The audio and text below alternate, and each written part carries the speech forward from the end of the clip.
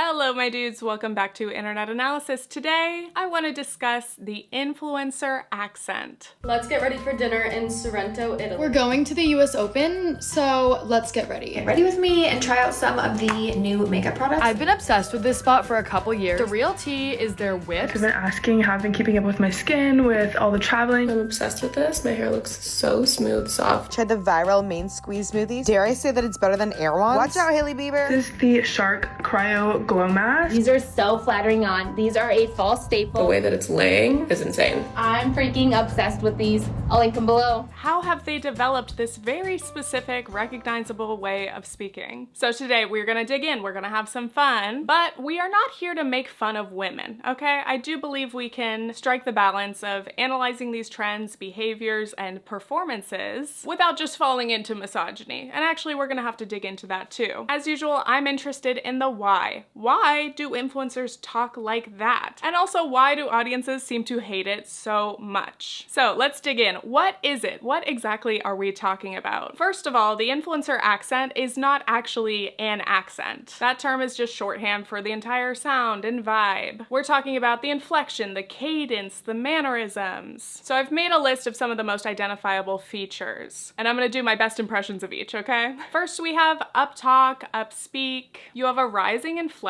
at the end of your sentence, so everything sounds like a question. Number two, we have vocal fry, also known as creak. If you have vocal fry, you're gonna sound like this. You can hear the creak. And number three, there's this specific cadence, like pausing, that sounds like they don't know what to say next. Number four, no, because why are influencers always yelling? Number five, some classic overused influencer phrases. Hey guys, get ready with me. Oh my gosh, you guys, literally so cute. I'm obsessed. Run, don't walk. And number six, the influencer hands, which can include talking with your hands, being very expressive with your hands, and some nail tapping. If you combine most or all of these elements, you're gonna have the influencer accent. And I've seen many very funny impressions of this accent. For some reason, it gets me every time. Come with me to da-da-da-da-da, da-da-da-da, da-da-da-da, da-da-da-da. Hi guys, so I just wanted to let you guys know. Like a lot of using the bottom of your mouth and you're enunciating with the bottom of your mouth, but you're mumbling. You're mumbling and you're frying. This is your sign to no, the viral no. I'm obsessed. Good morning, you guys. I'm just making... Hi, you guys. Welcome to a day in my life in New York City. Why are you talking like that? Talking like what? But why exactly do we love to hate the influencer accent so much? These are some of the most common complaints that I've seen. People say these voices are irritating and annoying, like nails on a chalkboard. It feels like the influencer is putting on an act. Feels generic, overdone, and fake. So I found a few examples that actually were TikTok ads that I came across in my feed, and I thought it would be fun to dissect them. L'Oreal Paris sent me over their Color Sonic. Partnering with Matrix to try their mega sleek anti-frizz top coat. So First Strike is dubbed. Both of these are ads, and yes, viewers don't typically enjoy watching ads, but some ads are more bothersome than others. If the ad sounds too much like an ad, literally obsessed, this is my favorite of all time, you're overpromising, maybe it sounds overly scripted. And I'm constantly having to color my hair. It's the first of its kind, an at-home hair coloring device. The comments on this one in particular were bothered by the shocked gasp face that continues for most of the TikTok. The creator's trying to show wow, I can't believe this product is so good, but they're overdoing it a bit, which makes it feel disingenuous. I also think the cadence and the tone on this. It's the first of its kind, an at-home hair coloring device that makes coloring your hair at home fast and easy and mess-free. It really sounds similar to Billy Mays' OxyClean. It goes deep down, below the surface, to get rid of the stain and the odor. And especially when you make lifestyle content and you're often promoting everything, whether that's sponsored posts, ads, TikTok shop, affiliate links, you're using a lot of salesy language, you're referring to talking points, you're constantly promoting your link in bio or I've got a dupe, this product is the best, I'm obsessed. You can only say that so many times before it starts to sound inauthentic. And if you're promoting or selling something on a near daily basis, it's gonna get annoying and repetitive to viewers. Then you multiply multiply that by thousands and thousands of creators, of course people get tired of this while they're scrolling their FYP. It's part of a larger, like, greater fatigue of ads and content and so much going on all at once. But when it comes to why people hate this, it's not just about the voice. More so it's that the influencer accent is often paired with the most unlikable parts of influencer culture, such as the influencer to-do list, which I made a video on. Okay, I just finished my meeting and I am about to go to Pilates. Okay, I just got back from my workout. I'm about to go lay out by the pool to get a little tan before I meet Victoria and we go to Nobu for dinner tonight. This one is such a perfect example. It's actually incredible. Got such a busy day. Meeting, Pilates, pool, Nobu. It's almost a parody. Hence why this whole accent, affectation, and the mannerisms are so deeply bothersome to many viewers. They hate it right off the bat because it reminds them of this caricature of the rich, white, maybe spoiled woman. Some other reasons I saw, people say that this speaking pattern reminds them of people they dislike in real life, maybe mean girls or bullies from their school days. So the girl that made my life a living hell in high school, she had this very particular way of speaking. It's becoming an influencer accent. It's becoming an epidemic amongst influencers. I can't witness people speaking like that because it just takes me back. Others say the voice just sounds mean, kind of snarky, or like someone's making fun of you. And lastly, some people just generally hate influencers and despise anything associated with them. And I might just have to make an entire video on that because it's fascinating. So now we can get into why do influencers talk like this? Some of these features are just common in girls and women's speech in general, like vocal fry and uptalk, which we're gonna dig deeper into in the next section. But are there other reasons or explanations behind these other, like, very influencer specific features? Like, why do influencers pause like that? That's not how we talk in real life, obviously. I talk like this, like I'm talking to you right now. The reason why I think we do this is because we're trying not to say like or as much or so.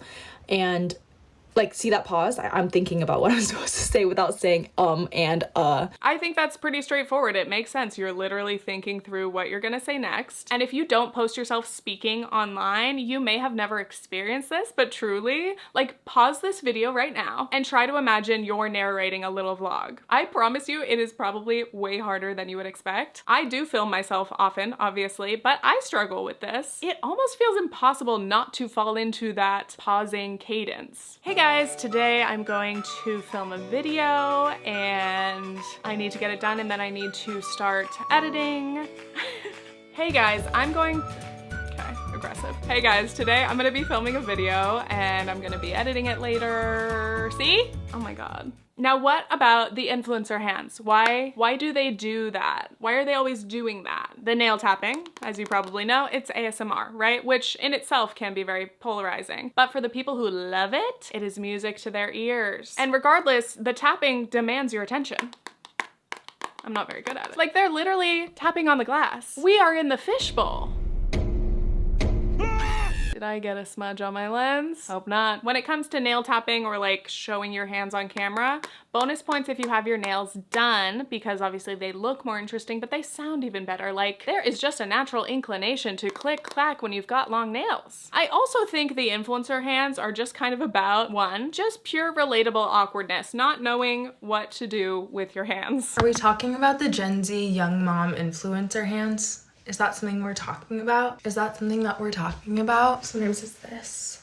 It's always like, come with me and my daughter today as we go to the zoo. Or two, hyper awareness of how you're framed within the camera. If you know you're on TikTok, you've got this little screen, seeing some movement is gonna be more interesting, more captivating than if I sat still. But before we continue, this portion of today's video is sponsored by Dropbox. Let's all share our biggest work pet peeve. File management. Same. Especially when I'm dealing with a ton of files across different platforms, I'm struggling to find the files I need or I can't access them. It is truly the worst. That's why I'm so excited to be working with Dropbox. Dropbox helps creative teams stay stress-free by keeping their content secure, and organized. We can spend less time juggling systems and instead focus on the work that truly matters. Creating content, baby! I've been a longtime Dropbox user because this is by far my favorite way to manage large video files. Anytime I need to send or receive footage, the files are huge, they're way too big to email.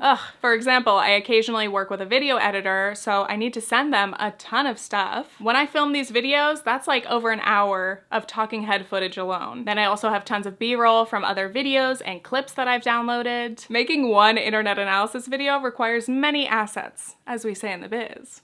Luckily, Dropbox Transfer makes it super easy to send over all those files up to 250 gigabytes. And on the recipient's end, they can download the files with just one link. They don't even have to have their own Dropbox account. It's quick, simple, and straightforward, which saves me time so I can get back to writing. Another feature I love from Dropbox is the storage. My content is synced across all my devices, allowing me to access everything whether I'm home, on my computer, or on the go. Anyway, you're probably already familiar with using Dropbox for file transfers. But have you heard of their new tools like Dash? You can quickly search for and organize content across different work apps. So especially for those of you who work on a team, have you ever been struggling to find that one asset somewhere or a specific comment thread, but you just can't remember where it would be? Universal Search lets you work from one searchable hub instead of having 20 tabs open. And Dropbox has seamless integrations with many apps, including Slack, Notion, and Canva. So you can find whatever you're looking for, even if you don't know the file name. You can also use stacks to group together related content, like project briefs, links, messages, and more. Throw them into a stack that you can share with one click. The stacks have real-time updates so everyone can stay on the same page with the latest versions of each document. So if you've got work to do, and don't we all, check out Dropbox. Click the link in the description and start pushing your creative limits, not your deadlines. Ultimately, we are just trying to be engaging. Even if the influencer accent absolutely annoys you, it grinds your gears, it is in fact very effective in capturing and holding attention. Especially on an app like TikTok where you have less than a split second before the viewer is gonna scroll, you have to make it immediately clear that your video is worth watching. You've gotta have a hook, and as repetitive as certain phrases are, they're a clear signal to the audience. Get ready with me to you know immediately what the video's about. As a viewer, our brains are judging the content instantaneously. If your FYP sends you like a dark, grainy video, millennial pause, hey guys, today you're just gonna scroll. But the next video starts and you're probably not even consciously thinking about this, but you see immediately it has good camera quality, good lighting, and sound. You're listening. Gen Z shake. Oh my god, you guys, I am literally obsessed. Now here's the thing. You may not be into lifestyle girly content. Maybe you actually hate it and nothing would make you scroll faster. But for the sake of this example, just pretend you're into it. Or think of whatever other kind of content you love. Your brain is locked in, all right? So if the influencer has caught your attention, now they need to keep you watching. All right, viewer retention is the name of the game. There's a linguistics creator named Adam Alexic, aka EtymologyNerd. He wrote this book called Algospeak, all about the ways that our language and speaking habits have been affected by social media and algorithms. Like middle school kids now are using the word unalive in their essays. It's wild. He wrote a chapter on influencer accents, so I'm gonna be sharing some quotes throughout this video, but he's also made a couple TikToks about it. I'll just let you listen. I think the most interesting thing about the influencer accent is how it follows predictable patterns. Hey guys, today we're trying this new makeup brand from Sephora. In our example, you'll notice the uptalk always starts with a rising tone on the final stressed syllable. That'll be the hey and the for.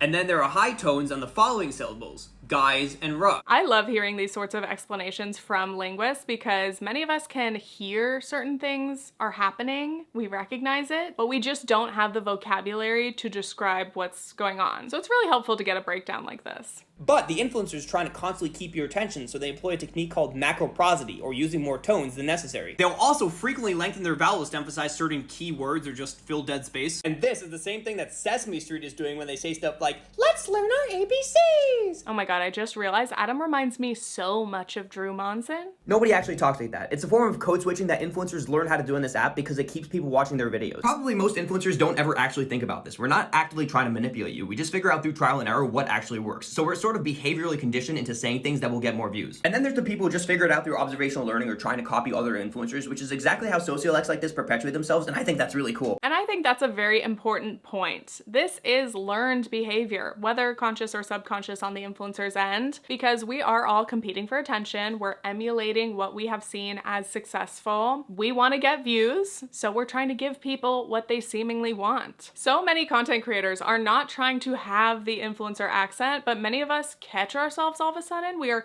accidentally picking it up and we stop and we're like, oh. Well, I was editing my vlog and like, let me know why I am a bland influencer. Just listen. Now it's time to tie up this mess. Am I also using the influencer accent? I think everyone who's on social media right now and consistently posts is guilty of this TikTok social media influencer accent. I created a painting that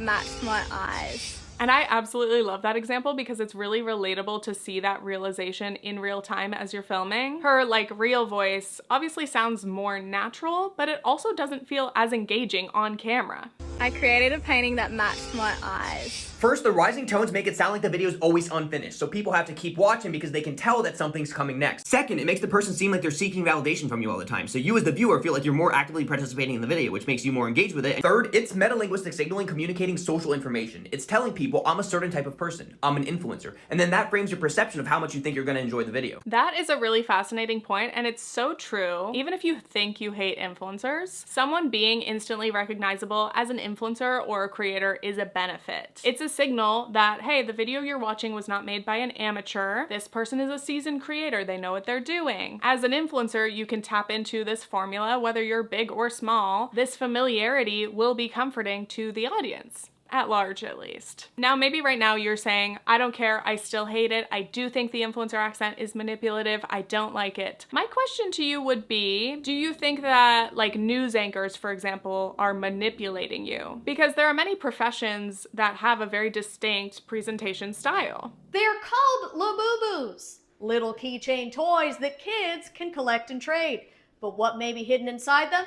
I'll let our fentanyl correspondent take it from here. American news is everything is big, everything is loud, whereas this is kind of like, this has happened today, but tomorrow there'll be more news. Yeah. That's very ITV news. BBC is slightly more inquisitive. Sky News is sort of a little bit more... It's direct, speaking to you live. Whereas it's a little bit more, I think, like curious with BBC. It's like, only a few months ago, walking down the parade. Yes. Harry and Meghan. To name a few more, there's like the TED Talk accent, the sports broadcaster, even the pastor, the preacher. To answer my own question, I do actually think all of these performances are manipulative in the sense of like, clearly they want something out of you. They want you to be engaged. But yeah, my point is like, you hate influencers, but not the manipulation of performance overall. You know what I mean? Now I'm gonna spiral about how all socializing is actually manipulative.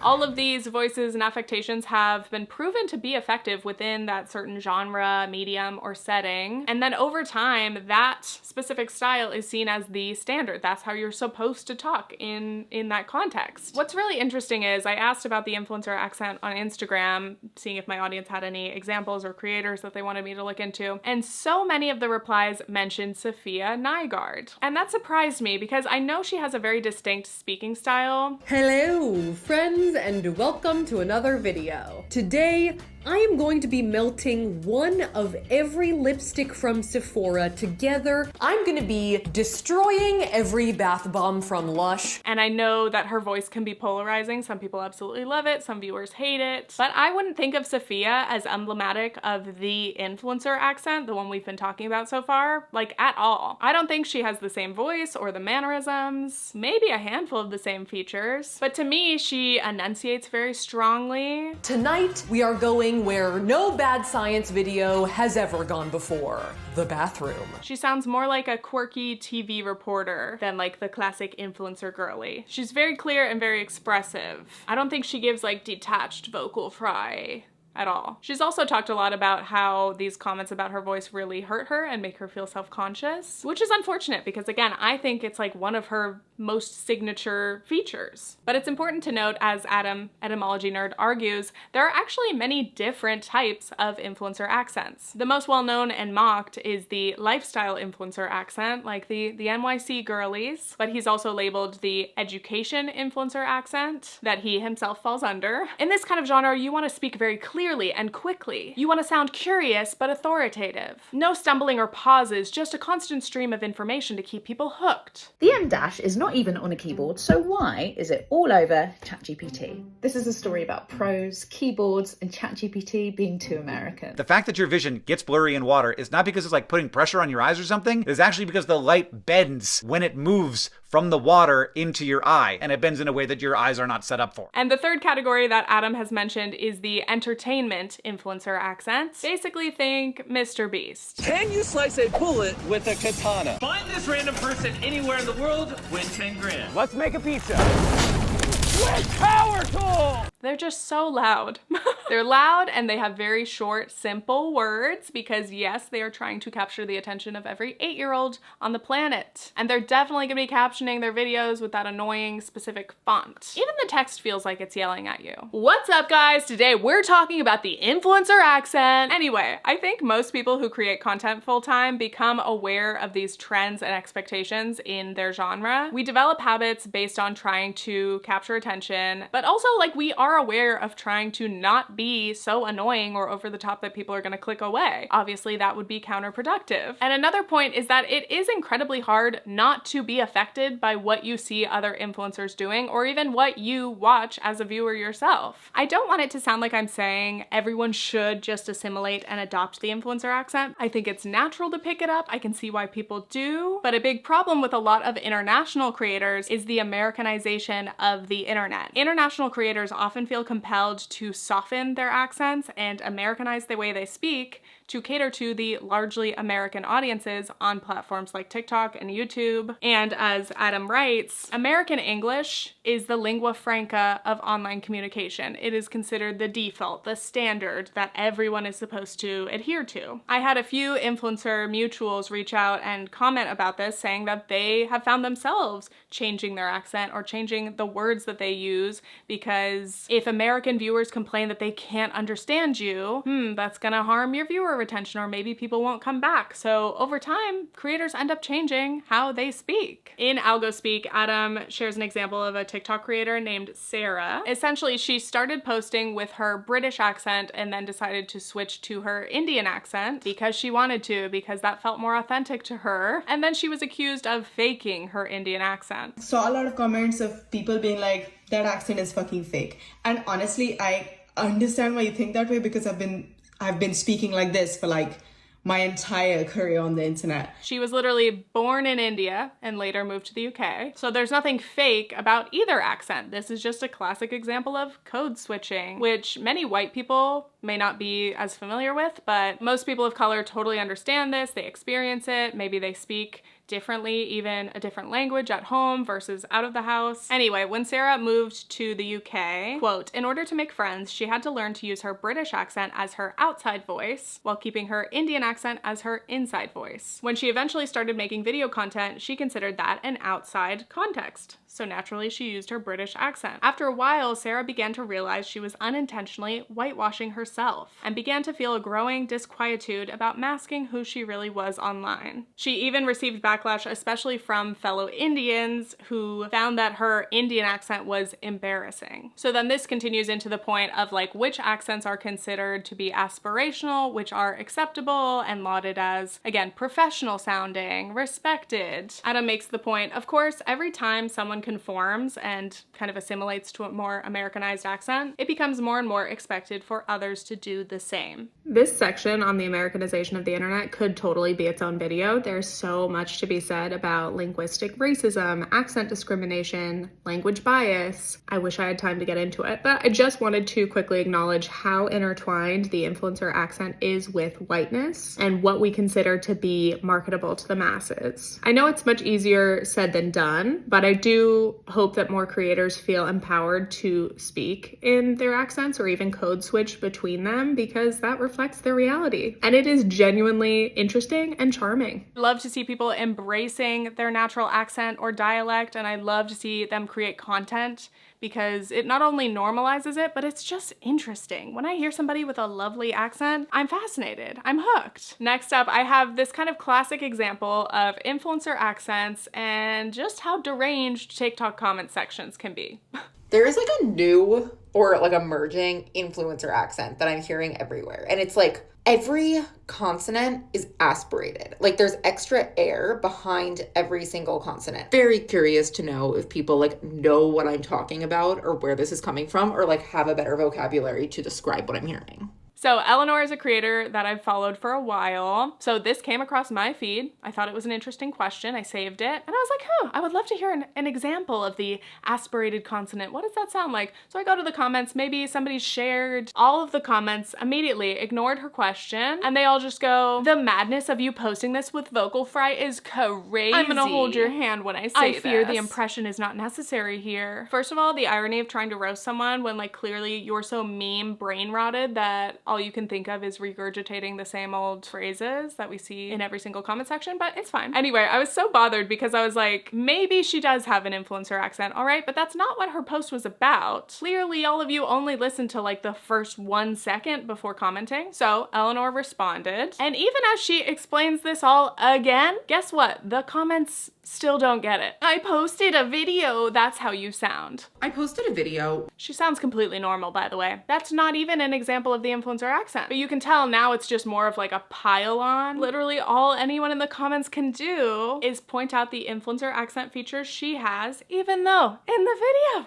she quite literally says, I might have an influencer accent. I probably do. If a bunch of women on the internet are talking in a specific way, it is very likely that like I, a woman who spends a lot of time on the internet, will also start talking that way. And soon enough, we will all start talking that way. That is how language change works. And here's the greatest point of all, and why I chose this example. Being accused of having the influencer accent is in itself a gotcha. It doesn't matter what you're saying, speaking in this specific way alone is proof that you are a dumb, vapid woman. And literally everyone will disregard what you're saying even if you explain yourself 20 times over. Overall, the responses are so revealing. Just by mentioning influencer accent, people assume you're gonna roast it. The thing that I find interesting though is that everyone assumed that I was being insulting. And all of the comments sort of have this tone of like, I hate to break it to you, but you also talk like that. If I talk like that, it's fine. It is like a morally and intellectually neutral thing to have an accent of any kind. And like at no point in my original video did I say like, people are talking like this and I hate that and it's annoying and it's bad. I was not denigrating at all. I was speaking in the most neutral way I could about like what this feature is and who seems to have it and where I'm seeing it. You mentioned the influencer accent, people are prepared to mock it. And that goes to show that most people do see this accent or similar speech patterns as inherently bad. And that brings us to, we just hate how women talk. I'm sure you, like this whole video have been like, it's because of misogyny. I know. And we're gonna get into that now, okay? So again, when people talk about the influencer accent or even like the Valley Girl accent, and you try to dig into why they dislike it, why do they hate it so much, people will say, it's just annoying. It's just obnoxious. You sound less intelligent. It's just an objective fact. And in a second, I'm gonna get into the Valley Girl accent, but I think it's important to tie these two together because the critiques of the lifestyle influencer accent are very similar, right? Which makes sense because they share a lot of attributes. But first I wanna tap into why do women use vocal fry, for example. Clarissa Way writes, young women tend to be more prone to vocal fry because, quote, it conveys a sense of nonchalance or detachment, in contrast to stereotypes of girls being bubbly and overly enthusiastic. However, many people with vocal fry aren't even aware they have it until other people point it out, so I don't think it's a conscious decision most of the time. One of my other theories, especially when it comes to vocal fry on social media, is that people tend to speak more quietly when they record a video. I'm talking pretty loudly because, again, I do this all the time. I know that I have to project a little bit, but the average person, they're not gonna be like yelling at their phone at this volume. And if you talk quietly, you're gonna have a little more vocal fry. Vocal fry. Next, why do women use upspeak or uptalk? Because women are so used to being interrupted, some say upspeak helps to signal that you're not done talking. You can't cut me off if I'm not done yet. Others argue that uptalk just sounds like you're unsure or you're not really committed to what you're saying, like you're questioning yourself. I think my drive and enthusiasm will be a great attribute for the company. I'm really good at dealing with people. So there are disagreements about like the origin and the actual purposes of vocal fry and upspeak, for example. So creaky voice actually has a linguistic function in some languages. So we could take the same syllable, ya, which with that tone means tree. But if I do it with breathy voice, ya, it means he carries. And if I do it with creaky voice, yeah, it means he wears. Same syllable. But finally, let's introduce the Valley Girl. Now, I'm from Southern California, so the Valley Girl is like totally normal for me, for sure. I unironically love it. A little background on this, Frank Zappa put out the song Valley Girl in 1982, which was essentially a parody making fun of this specific type of teen girl from the Valley, meaning the San Fernando Valley in Los Angeles. Then the Valley Girl movie came out in 1983, starring Nick Cage. Like, gag me with a spoon. So these two pieces of media really solidified and mainstreamed the Valley Girl character, the accent, the mannerisms. Way writes, the Valley Girl has become synonymous with a stereotype of deeply annoying airheads from Southern California. The Valley Girl says like too much, like whatever, totally. She's materialistic, she's shopping at the mall. And similar to stereotypes about the lifestyle influencers, the popular concept is they must be largely rich, white, vapid girls and women. Now, whether one is actually from LA or not, Valley Girl is thrown around as an insult. Girls and women with this sort of accent are mocked all the time. For example, Wei was featured in a TV show sharing Chinese food from the Valley, and unsurprisingly, when the episode went up, many responses were focused on her apparently shocking accent. Wei wrote, "The snark delighted and attracted other commenters like moths to a flame, who began to lampoon me for using upspeak, my liberal use of filler words, and for my strong vocal fry. Their snide remarks left me scarlet with shame." And on top of this, there's the whole issue that people of color face often, which is being accused of trying to sound white, even if you're just speaking in your natural voice. Why do you talk like a cringe Valley Girl when you're clearly black, ... Dude, so I've gotten several comments like this about how I sound like a white girl. The fuck? Like, okay, first of all, like, this is just how I talk. The way people speak varies based on their geographic location, their cultural backgrounds, and their social environment. Skin color does not inherently influence the sound of one's voice. I hope this helps. Now, quick question, how many of us have been judged or insulted for our speaking voice? And especially if you're a woman posting online, that number's probably 100%. I got a comment the other day. I get a lot of comments like this. Someone saying that I have really bad vocal fry. Every time I post a video that gets more than 500 views, somebody comments on it. Saying that I have bad vocal fry. I get variations of this comment. Every now and then I get comments on my voice. All the fucking time. People are gonna comment on my voice, and it's just something that I've learned to accept. I spent the better half of my morning crying after reading these 2 reviews on my podcast. Oh my gosh, that vocal fry. Oh my gosh, her voice is like nail on chalkboard. Yeah. We are well aware that our voices impact how we're perceived. So many women force themselves to speak in different voices. And by the way, this is an issue for cis and trans women alike. Of course, the exact circumstances and stakes of having the right voice are different, but there is a shared struggle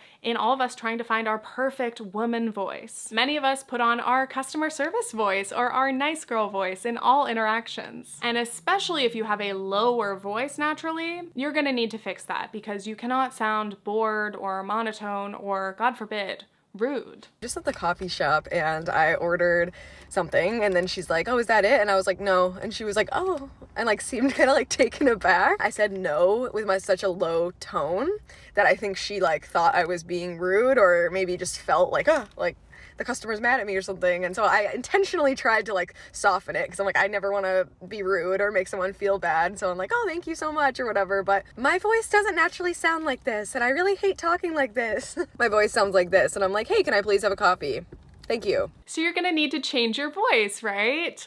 But be careful because if you sound too peppy, too bubbly, too girly, especially with any trace of vocal fry or uptalk, people will think you're dumb. No one will respect you in the workplace if you sound like such a Valley Girl. So you should have a soft, feminine voice, but not too soft, speak up. But still, don't be overly assertive because you'll seem manly or bitchy. And not to reiterate the Barbie monologue, but it is truly impossible to strike the balance. What the hell should a woman sound like then? You know, what do you want from us? The wild thing is, the so-called Valley Girl accent is not limited to LA, California, or even the US. Wei writes, "In a globalized world where languages and accents are instantaneously broadcast and absorbed, how particular is the Valley Girl accent to the actual San Fernando Valley, or even to girls? Many of its signature features, the creaky voice, the upward inflection and the liberal usage of like, whatever, totally, can be found elsewhere in the world, predate the 80s, and aren't exclusive to women. So what is going on? This is linguistic misogyny. Okay, room for cream.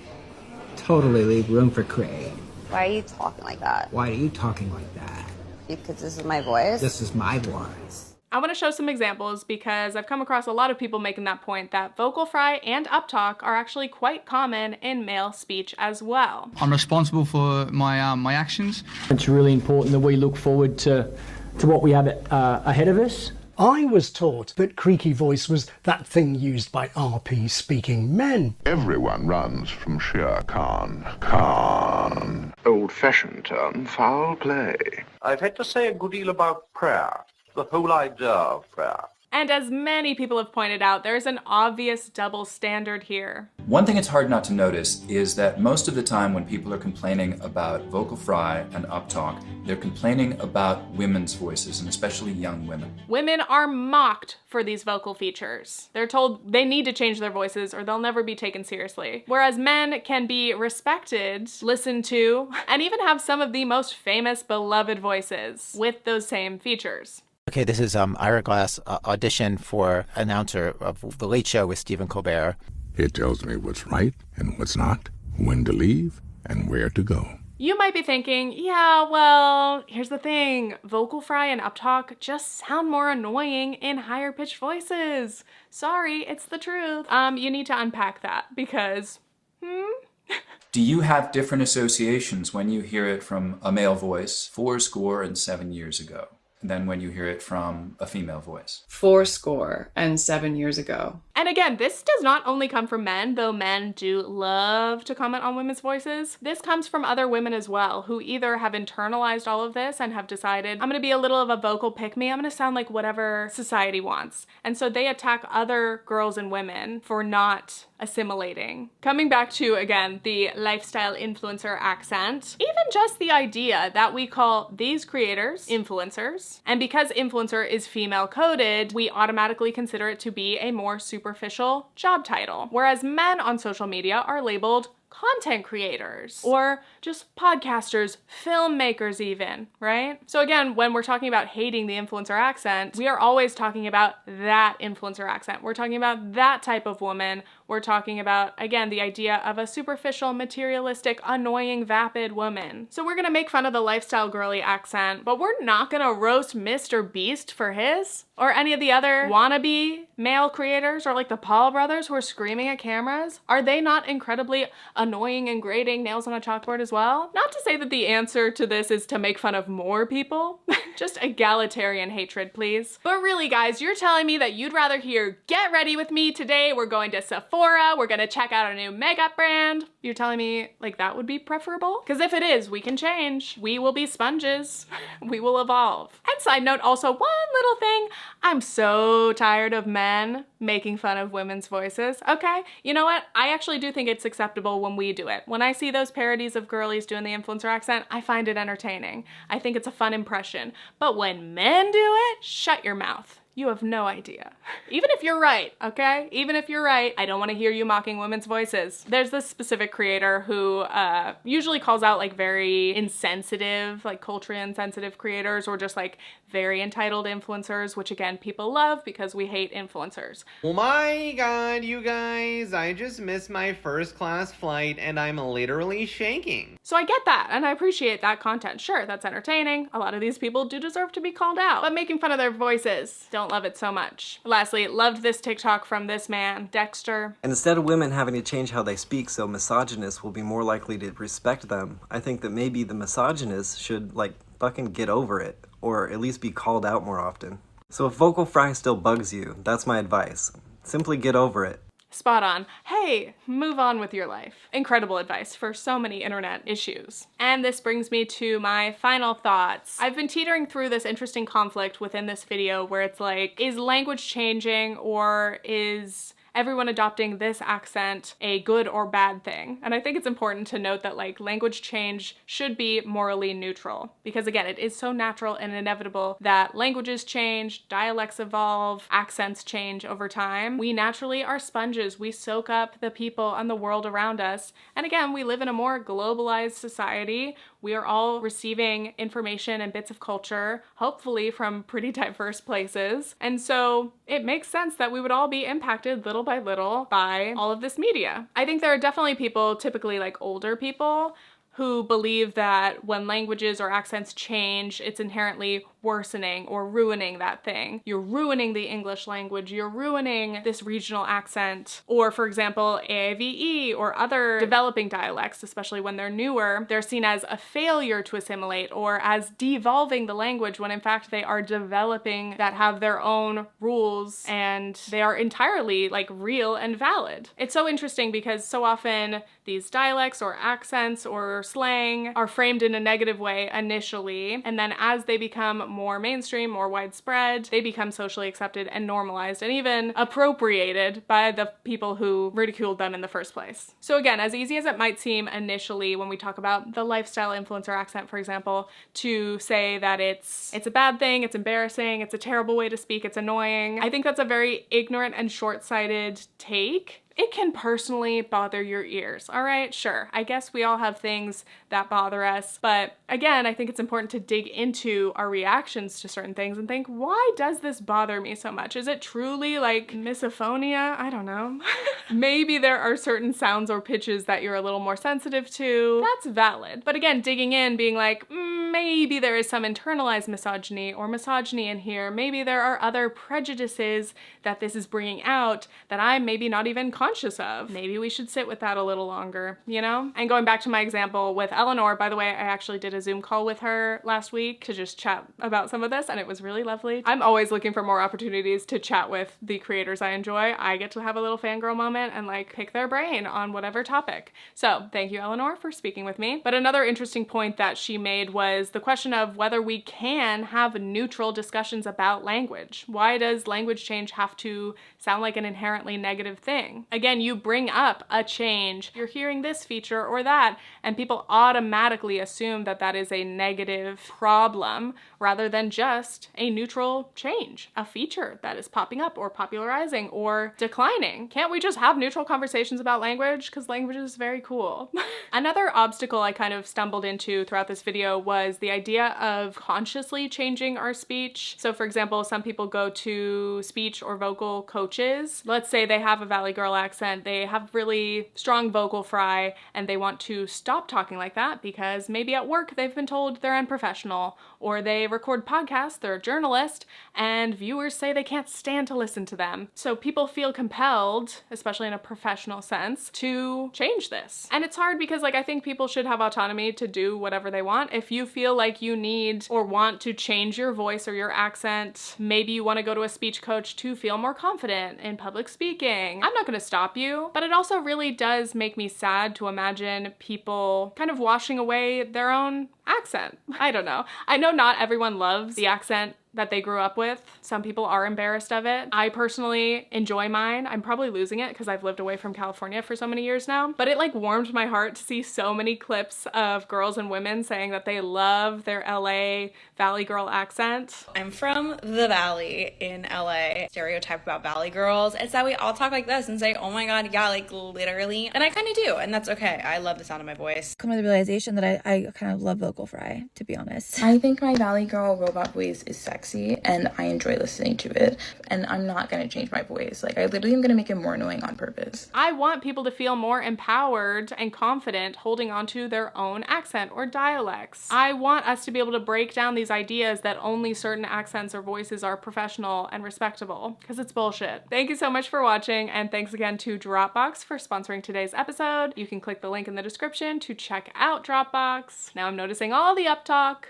Please check out my second channel for some more casual commentary. I will be making new episodes there soon. And please, if you haven't seen it yet, check out my last video, which was about performative hygiene, the Hygiene Olympics. And I hope you've had fun listening today. Now I am going to speak in a different voice because I want to. Stay tuned for more video content from me, Tiffany Ferg. Okay, thanks. Bye.